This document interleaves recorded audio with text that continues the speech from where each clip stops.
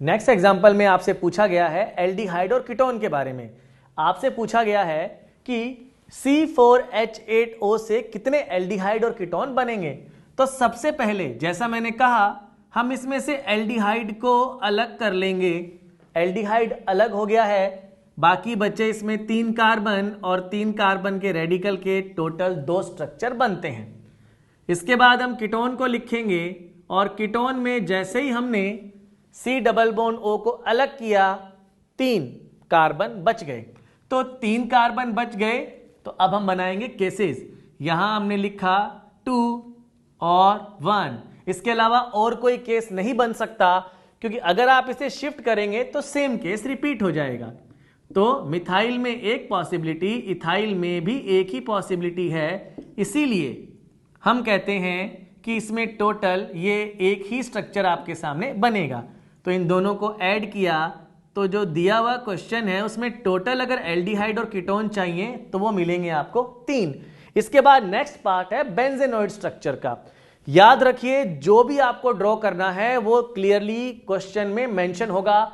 यहां पे benzenoid structure आपको दिया गया है, तो बेंजेनोइड का मतलब समझिए। बेंजेनोइड का मतलब है कि जो आपको गिवन है उसमें बेंजीन जैसा पार्ट होगा ही होगा। ये लिख दिया C6H4Cl2। बेंजीन में होता है C6H6 और 2H को हटा के उसकी जगह 2 Cl लगा दिए, 2 मोनोवेलेंट ग्रुप लगा दिए। तो पॉसिबिलिटी देखिए, यहां पर एक ही कार्बन पे 2 Cl नहीं आ सकते, क्योंकि यहां डबल बॉन्ड होता है, कार्बन पेंटावेलेंट हो जाएगा। तो यहां पर एक पॉसिबिलिटी है दोनों Cl आसपास, फिर और दूर, फिर और दूर। इस पोजीशन को कहते हैं कि ये Cl इसकी रेस्पेक्ट में ये वाला ऑर्थो पोजीशन, ये मेटा, और ये हो गया Cl की पैरा पोजीशन। तो यहां पे ऑर्थो, मेटा और पैरा 3 आइसोमर। अगर Cl और Br अलग अलग होंगे तब भी यही पॉसिबिलिटी बनेगी, 3 स्ट्रक्चर बनेंगे। अगर 3 Cl लगा दें तो 3 पॉसिबिलिटी आएगी, ये आपको ध्यान रखना है। चाहे तो आप ऐसे सॉल्व भी कर सकते हैं। अगर 2 Cl है, 1 Br है, मतलब 2 ग्रुप सेम, तीसरा डिफरेंस, तो टोटल 6 बनेंगे। और अगर तीनों अलग अलग हैं तो टोटल उसके अंदर जो बनेंगे वो 10 स्ट्रक्चर आइसोमर्स होंगे। तो बेंजेनोइड स्ट्रक्चर के अंदर जितने स्ट्रक्चर बनेंगे वो आपको डायरेक्टली ध्यान रखना है। इससे पहले वाले में आपको ड्रॉ करके सॉल्व करना है। इसके बाद हम पढ़ेंगे मोनोक्लोरो डेरिवेटिव कितने बन सकते हैं किसी दिए हुए स्ट्रक्चर से।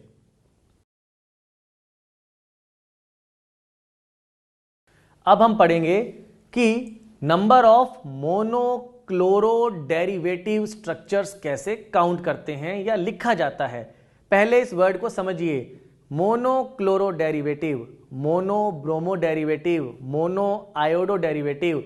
वो आपसे ये कहना चाहते हैं कि जो स्ट्रक्चर आपको दिया है उसमें हर एक कार्बन पे H को हटा के Cl लिखिए। H को हटा के Cl लिखना है, कार्बन को नहीं हटाना है, H को हटा के Cl लिखना है। और फिर डिफरेंट स्ट्रक्चर देखते हैं। बहुत ही आसान है ये, देखिए ध्यान से। यहां पे आपको स्ट्रक्चर दिया हुआ है प्रोपेन का, आपको मोनोक्लोरो डेरिवेटिव के स्ट्रक्चर पूछे हैं। आपको इसमें जितने भी डिफरेंट कार्बन दिखाई दे रहे हैं वहां सब पे आपको Cl लगाना है। एक बार आपने टर्मिनल पे Cl लगाया और एक बार आपने बीच में Cl लगा दिया, तो इसमें ये दोनों कार्बन सेम है, यहां Cl और यहां Cl। तो इसके अंदर नंबर ऑफ स्ट्रक्चरल आइसोमर्स कितने बने? केवल 2। नेक्स्ट देखिए, ब्यूटेन दिया है, ब्यूटेन में बॉन्ड लाइन स्ट्रक्चर दिया है, वो भी हमें समझ में आता है। एक बार हम बॉन्ड लाइन में Cl यहां लगा सकते हैं, दूसरे में हम बॉन्ड लाइन में Cl यहां लगा सकते हैं। इसके अंदर भी आपको 2 ही स्ट्रक्चरल आइसोमर मिलेंगे मोनोक्लोरो डेरिवेटिव। बात करते हैं तीसरे स्ट्रक्चर में। तीसरे में भी जैसा हमने कहा है कि अगर आपको कोई भी स्ट्रक्चर दिया है तो ये H को हटा के Cl लिखना है। यहां पे H है जो हमने नहीं लिख रखे हैं। एक बार Cl आप यहां लगा सकते हैं, दूसरी बार Cl आप बीच में लगा सकते हैं। तो हर एक कार्बन में H को हटा के Cl लगाना है और डिफरेंट पॉसिबिलिटी देखनी है। थर्ड एग्जांपल, नेक्स्ट D में देखिए, यहां पर भी आपको H को हटा के Cl लिखने हैं। देखते हैं, ये आपको दिया गया है, ये 5 कार्बन की चेन है। सबसे पहले आप यहां Cl लगा सकते हैं, उसके बाद आप सेकंड नंबर के कार्बन पर भी Cl लगा सकते हैं और थर्ड नंबर के कार्बन पर भी Cl लगा सकते हैं। कहने का मतलब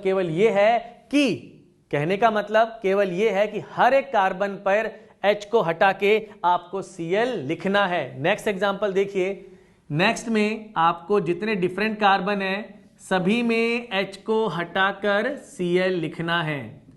यहां पर ये 4 कार्बन हैं, ये बिल्कुल आइडेंटिकल दिखाई दे रहे हैं, किसी पर भी H को हटा के Cl लगा दीजिए। अब आते हैं इन दोनों कार्बन पे। करना यह है कि जो स्ट्रक्चर दिया है उसमें या तो आप ये पहचाने कि डिफरेंट कार्बन कौन से हैं और उसमें हर एक पर हमें H को हटा के Cl लगाना है, या फिर हर कार्बन में H को हटा के Cl लगा दीजिए और IUPAC नाम देखिए। दूसरा तरीका लेंदी है।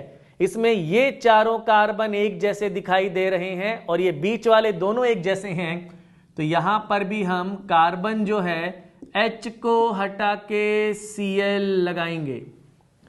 नेक्स्ट देखिए, इसके अंदर तो चारों ही कार्बन आइडेंटिकल है, कहीं पर भी H को हटा के आप Cl लगा सकते हैं इस तरह से। ये एक ही मिला आपको।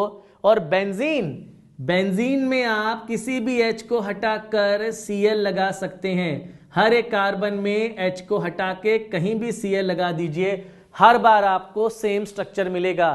तो एक बार फिर से देखते हैं। ये आपको प्रोपेन जैसा स्ट्रक्चर दिया है, प्रोपेन है, तो इसमें टोटल स्ट्रक्चरल आइसोमर्स की बात करें तो हमने कहा 2 मोनोक्लोरो डेरिवेटिव, सेकंड वाले में भी 2 मोनोक्लोरो डेरिवेटिव, सी में भी 2 मोनोक्लोरो डेरिवेटिव। अगर इसकी बात करें इसमें आपको 3 मोनोक्लोरो डेरिवेटिव और ई वाले के अंदर आपको टोटल 2 मोनोक्लोरो डेरिवेटिव मिल रहे हैं, और एफ वाले में केवल एक ही और आगे वाले में भी केवल एक ही मोनोक्लोरो डेरिवेटिव मिला है।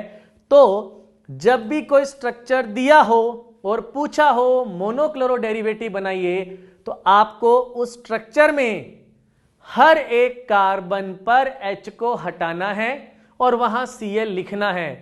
इस तरह से जितनी डिफरेंट पॉसिबिलिटीज होगी वो सारे के सारे डिफरेंट मोनोक्लोरो डेरिवेटिव या मोनोब्रोमो डेरिवेटिव जो भी दिया है वो आपका आंसर होगा। यानी कि कार्बन में H को हटाना है, Cl लिखना है। जितनी डिफरेंट पॉसिबिलिटीज हो जाएगी वो आपका इस क्वेश्चन का हो जाएगा आंसर। तो यहां पे हमने स्ट्रक्चरल आइसोमेरिज्म कंप्लीट कर लिया है।